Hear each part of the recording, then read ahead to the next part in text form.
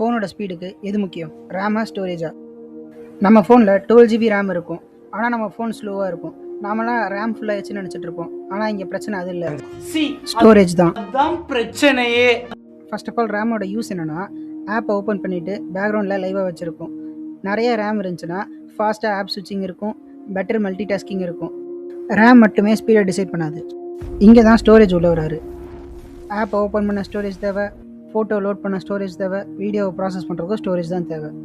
அப்போ ஃபோனில் ஸ்டோரேஜ் அதிகமாக இருந்துச்சுன்னா நம்ம ஃபோன் ஸ்பீடாக இருக்குமா? அதுவும் இல்லை.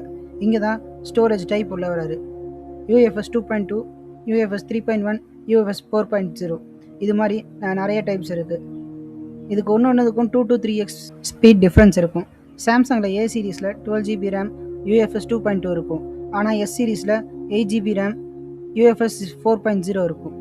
ஆனால் S சீரீஸில் இருக்கிறதா ஃபாஸ்ட்டாகவும் இருக்கும்.